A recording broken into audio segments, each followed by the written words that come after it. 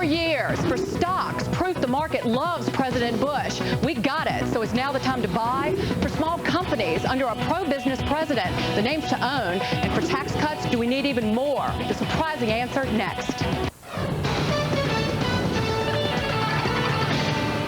From America's Newsroom, I'm Carol Iavana. The U.S. military says 2 Marines have been killed in overnight offensives in Fallujah, the first stage of the expected all-out offensive on the terrorist stronghold. The Marines drowned when their bulldozer flipped over into the Euphrates River. A videotape given to the Associated Press shows what appears to be terrorists in Fallujah firing a mortar at U.S. and Iraqi forces. This comes after the coalition forces have stormed the western districts of the city. American soldiers took control of the main city hospital. U.S. forces also secured 2 key bridges over the Euphrates River. The toughest fight is believed to be yet to come when American forces enter the main part of the city on the east bank of the river. Palestinian officials abruptly changed their travel plans after a dispute with the wife of Yasser Arafat. Fox News correspondent Amy Kellogg reports from Ramallah. Amy? Hi, Carol. Well, one by one, Palestinian officials here in Ramallah are speaking out, and I think it's fair to say, Carol, that they are generally outraged by comments made by Arafat's wife, Suha, last night. In a phone call to Al Jazeera, she lashed out at the Palestinian leadership. The Prime Minister, Ahmed Kureya, the former Prime Minister, Mahmoud Abbas, she accused them of a conspiracy to inherit power and of trying to bury Arafat alive.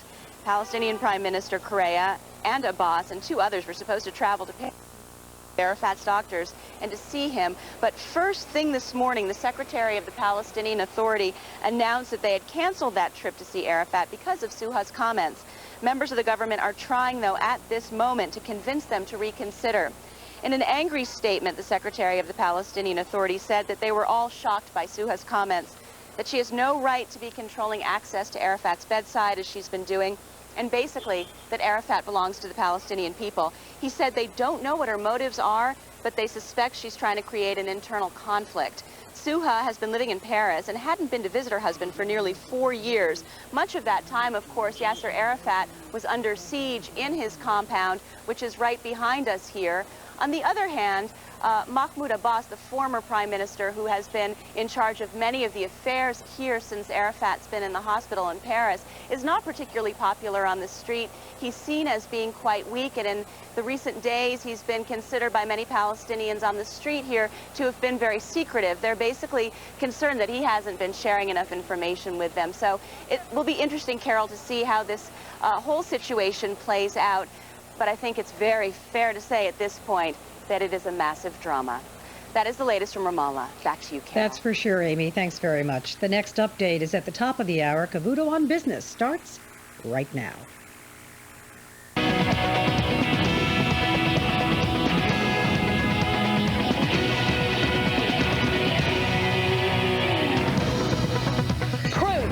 Market loves President Bush. Good morning, everyone. I'm Dagen McDowell. Neil will be back next week. This is Cavuto on Business. Is there now definitive proof the market will rally under President Bush? Let's get the bottom line. In Los Angeles, Ben Stein, economist and author of Can America Survive? Here in New York, Jim Rogers, author of Adventure Capitalist. Greg Heimowitz, founder of Entrust Capital. Meredith Whitney, executive director at CIBC World Markets. And joining us from Washington, D.C., and surely loaded for bear, Democratic strategist Bob Beckel. Welcome, everybody. Well, if ever there was any doubt about which candidate Wall Street favored, it was erased last week. First, an Election Day rally collapses when it's leaked over the internet that Kerry was ahead in the exit polls. Then on Wednesday, when it's clear President Bush will emerge a winner, stocks will rocket higher for the week. Meredith, coincidence, or is the market telling us something? I don't think it's any coincidence. Bush is decidedly pro-business, and I think he's going to standardize the tax code. He's going to be aggressive in terms of tort reform. He's going to incentivize small businesses. This is all great for business and all great for the market. Hey, Bob, what do you think? Pro-business, great for the market, great for the economy, no? Do I think it's great for the economy? Not necessarily. I mean, I'm not surprised. I mean, it wasn't one of those things that, you know, I sort of fell off my chair when the market went up. It was interesting to see how far it went down when those leaks came on the exit polls. But, you know, you still have to deal with one realistic fact. All these things that George Bush says he wants to do, a lot of them cost money. And the problem is he doesn't have money. He's got big deficits. So how he deals with transforming Social Security, with not having the money to do it, how he deals with any of these range of things, not to mention the fact that his budget does not include a nickel for Afghanistan and Iraq. But, Ben, a lot of these things don't cost any money. Tort reform, what do you think? Well, I don't think the market is really that upset about tort reform, but Bush has been an explicitly pro-stock market president. He's said, I want to move the stock market up. He's lowered the tax on dividends, lowered the tax on capital gains. He's been pushing the market up. Kerry has said he would push it down. The market is relieved that the guy who wants the market high has won. It's that simple. It's not complicated at all. But however, Bob raises good points. Where is the money going to come from? These are realistic questions that he's asking. Those are not trivial questions. Look, I'm not sure that everything Meredith ascribes to the market all happened in the last 3 days. I mean, you also had some other positive things going on in the market the last 3 days too, oil. But clearly the Bush victory helped the market. But I agree with Bob and Ben. You know, one of the things Bush talks about is making these tax cuts permanent. If that happens, that increases the budget deficit by $1.5 trillion over the next 10 years. I mean, where are we going to get the money? There's only going to be, and maybe Jim knows the answer to this, we're only going to be able to get foreigners to pay for our spending for so long. At some point, they're going to wake up and look at our fiscal state and say, listen, I've had enough of this. But there's a lot of money floating around this world. Let me just say, first of all, the market's been going up since May. The market has been expecting Bush to win. The market knew he was going to win. That's why I kept saying Bush is going to win. Now, what we're in now is the blowout phase of a rally which has been going on for 6 months. I would not be buying all this. Meredith says this is going to be great for the market. Ha! Next year is going to be bad, and 2006 is going to be bad, partly because of what he says, partly because of what Bob says, partly because of what Ben says. We got some problems out there. This is a blowout phase. And also, while the equity markets have gone up, let's also pay attention to rates. Rates are going up, too. I mean, there's strong job numbers on Friday. That also is causing rates to go up. At some point, there's going to be a danger point where rates have gone up so much. The rates have gone so much, it's going to cause trouble for the equity markets. To his point, and the dollar is collapsing in this week. You know, so a lot of people are unhappy. And as you were pointing out, somebody's got to finance it. Wait a minute, Bob. Meredith, but rising rates, healthy economy, right? Well, rising rates are an indication that the economy is improving, right? So they don't necessarily help the economy. It's trying to rates rise, and you're trying to stymie the economy. So I think one important, just simple math is if Bush goes through with privatizing a portion of Social Security, that money goes into the market. That's a mathematical simplicity that the market. That's also going to cost a couple $1 trillion. And the question is, to Bob's point, where are you going to get the money to pay for all this? Bob? Yeah, let me make another point about interest rates going up. You know, this economy was fueled a lot by people refinancing their house on adjustable rate mortgages. These go up, and they're going to cost them more each month. Not to mention credit cards, not to mention all the consumer things that are tied to the Federal Reserve rate. So I just think that we're kidding ourselves here if we don't think that the interest rates are going to go up, and that may not impact on business so much. It's going to have impact on the consumer big time. But Ben, if rates go up slowly, moderately, isn't that okay for this economy and the market? It'll be fine for the economy and the market. And I must say, economists are scratching their heads. They're not really sure anymore of the connection between deficits and interest rates, and they're not really sure anymore at what point the stock market or the bond market will stop being financed by foreigners. It does seem as if foreigners have a limitless appetite for dollar-denominated securities, especially U.S. bonds. So where the limit is, we just don't know. We might be a long way from the limit, or we might be close to the limit. We just don't know. Ben, the U.S. dollar made a 9-year low last week. Somebody's getting upset about something. 9 years. The dollar's the lowest it's been in 9 years. It's lower. It's lower against certain currencies, not against all currencies. But Jim, people are still snapping up U.S. Treasury bonds like mad insanity. So something is making them buy. But if you're saying, is it a good bet to bet against the dollar? Absolutely. Buying IFA, buying EEM, buying things that are denominated in foreign currencies makes a lot of sense. But Ben, what's IFA? Tell us what that is. That's the Europe, Asia, Far East Index. And you can buy an exchange-traded fund that tracks that, right? The one silver lining in all this is if you look at the press conference after Bush's victory, all of a sudden you sort of got the sense that he was starting to talk a little bit more about fiscal restraint. So maybe, I mean, you have to hold out hope here, is that maybe there's a way to curtail the spending. Maybe he'll veto finally one spending bill. He hasn't vetoed a spending bill in 4 years. So maybe if if there's a hope for the market, it's that somehow they get their fiscal house in order. Bob, go ahead. Yeah, one thing I want to y'all keep in mind here now, the Congress, the lame duck session is coming back to deal with unfinished appropriations bills, which is a dangerous situation for America when they're sitting in there, particularly lame duck. The second thing is George Bush said he was going to use his political capital. Well, that's fine. I don't think he's got that much political capital, and political capital depends on having the money to do it. What's the if matter he's with not you going to get Social Security Did you through. look at the popular vote? That's political capital. What, 3 million votes is political capital? I mean, No, it's not. he got a Senate very seats large across But the listen, board. it doesn't matter. He didn't win last time, and he still uses political capital. I mean, the guy's got, I'll tell you one thing, he's got big, didn't win last you know. time. You're still fighting that battle, Bob. You need a massive dose of antidepressant. He won last time. He won this time. It's garnished. It's over, Bob. I'm bloody, not bad. And remember, tomorrow we ride at dawn. We're back in it, buddy. It's not going to be. This is not going to be. He won last time. Listen, hey, Ben, let me just tell you something. You think for a minute they're going to get this Social Security change put through where younger people can invest in securities? Do you think they're going to take a $1 trillion cut in the Social Security fund? No, I think they're going to allow people to take money from one pocket and put it in the other pocket of their trousers, and they're going to allow people to take a small portion of what they would have paid into the bond market and put it in the stock market. With the boomers coming online. All right, that's the last word. Thanks, everybody. Straight ahead, the president says he now has political capital, and he's going to spend it. What stocks win when he does? Those names next. So long, ordinary toothbrush. The Oral-B dental experts have created cleaning technology like nothing else on Earth. Introducing the new Oral-B Professional Care 8000. Now you can get a $10 refund certificate on this amazing way to improve your oral health. It has dentist-inspired attachments designed to clean thoroughly, whiten and polish teeth, strengthen gums, and freshen breath. Its advanced round head gently pulsates 40,000 times a minute to loosen plaque and oscillates to sweep it away. An independent study confirmed Professional Care's oscillating technology cleans better than manual brushing. So call 1-877-34-BRUSH now for $10 off on the new Oral-B Professional Care 8000. Your teeth will get twice as clean and dramatically whiter. Your gums will get stronger. Your whole mouth will get healthier. You'll never go back to an ordinary brush again. The new Oral-B Professional Care 8000. Brush like a dentist.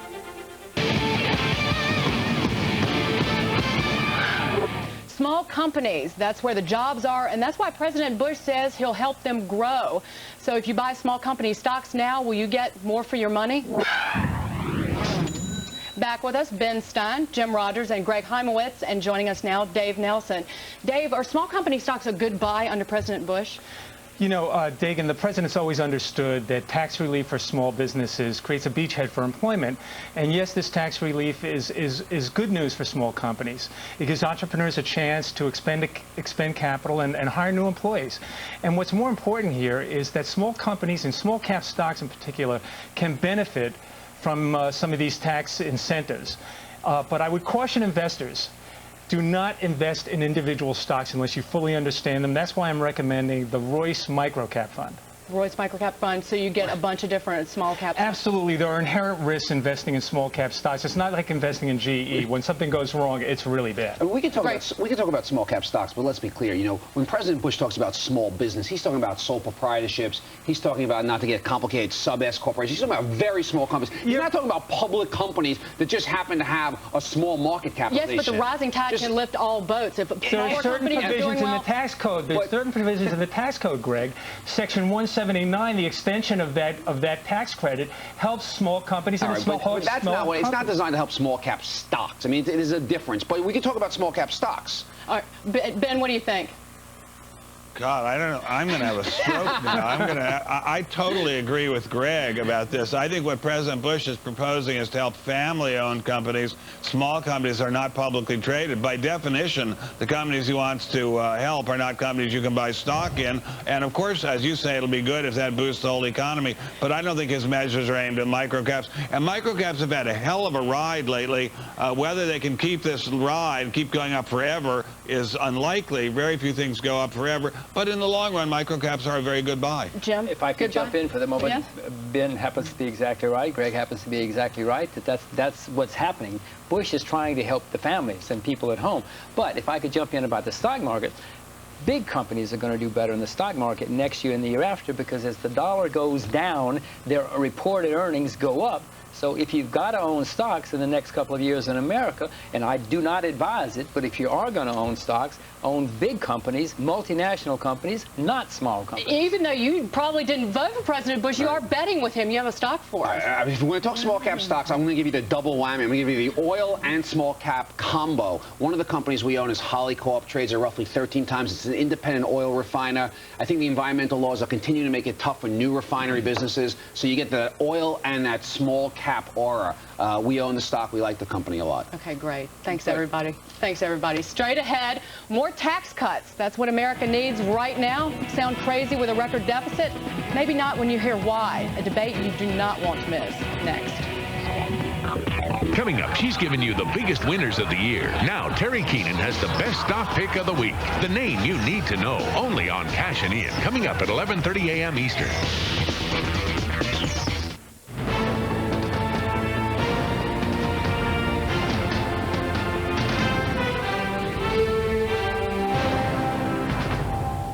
Attention leukemia victims exposed to benzene.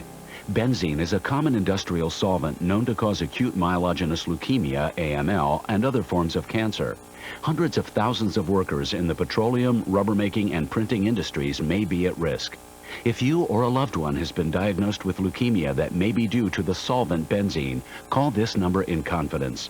Call 1-800-651-0932. That's 1-800-651-0932. Don't delay. Coming up, even more tax cuts. Is that what America needs to create more jobs and keep the economy humming? The answer may surprise you. And a small thing you can do right now that will put thousands of dollars in your pocket later. Next. Let's just say in our house, I wear many hats. Chauffeur, referee, therapist. Doesn't leave a whole lot of me time. When I do get a chance to see a movie, I watch Stars from DirecTV. There's never a commercial and always a movie on for me. Or her, honey, or him. We like movies. Of course we have Stars. Order the Star Super Pack, and if you're a new customer, you'll get a free $20 Barnes & Noble gift card. Visit DirecTV.com or call 1-800-DirecTV and ask for Stars today. Okay, here's the breakdown. Over there, you got the Employee of the Month. You sell hard, you sit at the best table.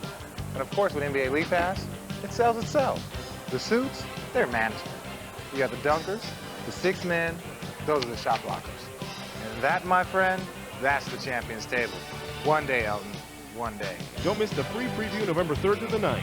To order, call 1-800-GET-SPORTS, tune to channel 216, or visit DirecTV.com. Jackson and Silva are back. Oh, this is one of the best stare downs we'll see, guys. After his first loss to Vanderlei Silva. He's in trouble here. He looks like he is out on his feet right now. American Quinton Rampage Jackson is looking for revenge. And this time, Pride Fighting Championships middleweight belt is on the line. Jackson versus Silva, the rematch. Pride Fighting Championships High Octane. Playing this month on DirecTV pay-per-view. Grab a cold one and get ready to be seduced by the world's wildest college parties caught on tape. You'll scream with delight as you witness the hottest, sexiest, most gorgeous college co-eds on the planet bearing it all. This outrageous, never-before-seen ultra-sexy event is jam-packed with such totally uncensored party madness. We can even show it to you in this commercial. You won't believe your eyes. The world's wildest college party is available this month only on DirecTV pay-per-view on channel 191. Order with your remote. Does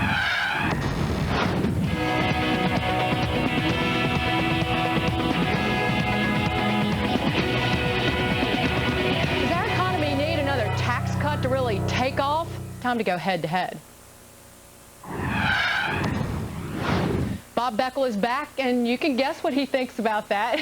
And joining us now from Jacksonville, Florida, Herman Cain, former candidate for the U.S. Senate and chairman of A New Voice. Herman, you think the Bush tax cuts have kept this country afloat? Does the president need to cut even more? I believe he needs to cut even more. Now, if you will recall, back in 2003, he was trying to pass twice as much as he actually got passed, which would have put an even bigger stimulus in the economy. And if you go back to the Kennedy tax cuts of 1963, you go back to the Reagan tax cuts of 1981, they work. They simply work. And so more tax cuts would be a further stimulus to the economy. Bob? Well, let me take you back to a more current president, Herman, if I could. That was one William Jefferson Clinton, who increased taxes with no help from Republicans, which was followed by, on the wealthiest Americans, it was followed by the greatest boom in the history of the economy and the stock market. So, I mean, there's a lot of history here we could play with, my friend, but the real problem is, after you take these tax cuts, how are you going to pay for government that Bush has promised to pay for? Whether it's Social Security, more defense spending, and 2 wars going on. How are you going to do it? Well, you pay for it by, number one, letting the people spend more of their money, by making the tax cuts. That's why the current economy has the metrics that it has. You seem to be in denial. If you look at 1996, the metrics there weren't as good as the metrics today when Clinton was running for re-election versus Bush running for re-election. They are the same or better. If we had not passed those tax cuts in 2003, this economy truly would have been in the dumps, and it would have given some people, like yourself and others, even more false fodder for saying that tax cuts don't work. They work, Bob. Herman, wait a second. If you believe that those tax cuts that George Bush gave to the middle class were the reason that this economy stayed barely afloat, I can tell you it was the big part of this was refinancing people's homes. There was a huge boom in that. The average person, the average family got $1,100 back. They went to Walmart. Yeah, that helped. But rich people, what did they do with it? Barely. Bob, how do you call this barely when the gross domestic product over the last 12 months annualized has been greater than the GDP when Clinton was running for re-election? How do you call it barely when under President Bush there's been 14 consecutive months of positive job growth? Under President Clinton, there was only 7 positive months of job growth. You know, it's always worse barely. No, they are. The economy is stronger. Herman, all you have to do is not be in denial. Not be in denial and look at the fact of the matter. Herman, I am not, I promise you, on a river in Egypt. I'm telling you here something. In the last 4 years, the poverty rate has increased. The average family income has gone down. People have lost their jobs in record numbers and gotten jobs back, I grant you, but jobs that are paying less with fewer benefits. And the mere fact, Herman, let me ask you this question. 1 in 6 children go to bed in poverty in this country every night. Is that something George Bush should be proud of? Or you could use all the statistics you want. That's the only one I want to give you. Herman. Well, Bob, you know, you have this way of selectively pulling out those statistics that are at the extreme. Have some people lost their jobs? Yes. Are some people still in poverty? Yes. But look at the trends. Look at the overall trends and improvement. I read an article just 2 days ago that talked about new home ownership sales are up over 3% in this economy. But yet you and others keep calling this a lousy economy. I don't think that's a bad sign for the economy that people are buying new homes. Bob, you get the last word. So you can always pick one of these extremes. Final word, you guys. Interesting. Okay. Bob, go ahead. Final word. The reason those homes are selling is because interest rates are low. The way George Bush is running this deficit up, they have to go up. And as a result of that, you're going to see this economy come to a screeching halt. All right. Thanks, you guys. And it was because of the Bush tax cuts guys, that the interest rates gotta were go. low. Gotta go. You made it easy. Now that's denial. It's still ahead. What you can do right now that will fatten your wallet for years to come. Up next, but first let's check in with David Asman. Thanks, Dagen. It's time to clean house at the White House. President Bush needs to fire some of his cabinet and hire Democrats to replace him. Hard to believe, but some at Forbes say that's the best way to unite the nation and help the economy and the stock market. That and a lot more at the top of the hour. More Dagen after this.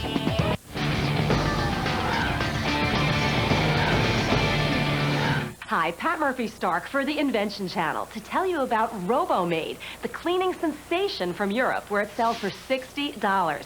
But today, I'm going to tell you how you can get one for just $10. I'll be right back to show you how. Robomaid cleans virtually anywhere, under the high chair in the kitchen, under the coffee table, under the living room couch, attracting dust, lint, and hair like a magnet. It navigates smoothly and silently, cleaning dirty edges, under the kitchen counter, around walls, and under furniture. The flexible edges won't damage furniture. Here's how it works. Simply attach the electrostatic pad, turn on the robotic ball, and watch it go. The secret is the smart sensor technology that senses walls and objects, robotically cleaning the entire room. The ball is computerized, so you decide the cleaning time. When the job is done, it shuts off automatically. Robomaid slides across marble, tile, hardwood, and linoleum. The electrostatic pad attracts dirt and hair like a magnet. Then when it's soiled, just remove it and toss it in the trash. Cleaning under the bed can be a real pain in the back, but Robomaid cleans under the bed to get those allergy-causing dust bunnies. It changes direction automatically, leaving your floor dust-free. Look at the difference. In the bathroom, the robotic sensor knows when to change directions, cleaning hair from hard-to-reach spots. With its built-in rechargeable battery, it keeps cleaning and cleaning and cleaning. Robomaid is sweeping Europe where it sells for up to $60. So why are we giving them away for just $10? Word-of-mouth advertising. Once you try Robomaid, you're going to love it, and you're going to tell friends about it. They'll tell their friends, and so on. Before long, millions of people will be talking about Robomaid. So you can get Robomaid for just $10 if you promise to tell a friend. It's that simple. But you must call right now. Call 1-800-656-8138 and promise to tell a friend, and you can order the Robomaid at the special introductory price of just $10. That's 1-800-656-8138. So have your credit card ready and call now. 1-800-656-8138. Monday at 6. I'm Edie Hill. Monday on Fox and Friends, can President Bush convince the Democrats to follow his game plan for the next 4 years? Start your week with Fox and Friends. Monday at 6. Don't miss the #1 morning show on all of cable news. A new term is a new opportunity to reach out to the whole nation. I will do all I can do to deserve your trust. I'm proud to lead such an amazing country, and I'm proud to lead it forward. We have one country and one future that binds us. We're back to go on the spot. Greg, you're up. Spot me. Okay, keeping all the talk about dollars, deficits, and interest rates, mortgage rates have bottomed. If you're going to refinance now because rates are going up. Jim, what do you think? He's exactly right. You got it right for once. I have never been so right on one single show, according to Jim. I'm honored to have been so right this week. Hey, but what about people with adjustable rate mortgages? I think adjustable rate mortgages are a good idea, and I don't think rates are going to start shooting up again. I think the Fed is determined to keep them low for a good long time, despite the fact that raising them would strengthen the dollar. But I do think we're in for a big boom in high dividend stocks. I think we're in a boom for drug stocks, defense stocks. I think we're in a boom for stocks generally, although I agree the fiscal stimulation is going to run out. That's your spot. That's your spot. We'll get to it in a minute. Meredith, what do you think about the mortgage refinancing? I'm very excited.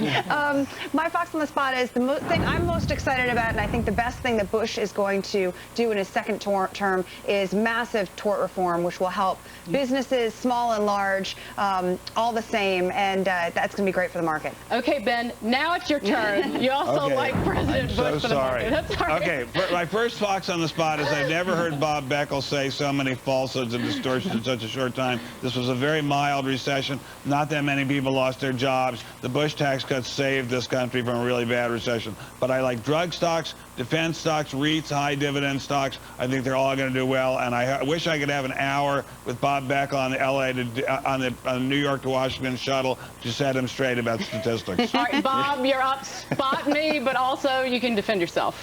Well, I was going to say, Ben, they would stop that plane and drop us off in Kansas City. That argument would be so loud. And by the way, I want to thank you for your kind words as usual. Let me give you my spot here. The chances of George Bush getting his permanent tax cuts in that were supposed to expire 2010 are near zero, particularly for the upper income people, and I'll tell you why. A combination of Democrats and deficit hawks, Republicans, who've been waiting now to deal with the deficit. There's no way it's going to happen. Jim, is he right? No, he's wrong, because they're going to be as usual. That's a surprise. Jim has become the arbiter on who's right and who's wrong. Who's wrong? I would repeat, a pox on both of your houses. You know, I wouldn't vote for either of you guys. You're all going to ruin the country if we're not careful. But my spot, you probably won't my spot. Who would you vote for? My spot, apropos, the conventional wisdom is that Hillary Clinton is now going to be the president and the next president of the United States. I will tell you that that is dead wrong. This has been a disaster for Hillary Clinton, because now the Democrats know they cannot win with somebody like her. She's worse than Kerry. And if she does get the nomination, which I doubt, she will not be elected, because the Republicans know how to wipe her out. Yeah, Jim, that's one of the few things you've said that makes any sense today, speaking of making sense.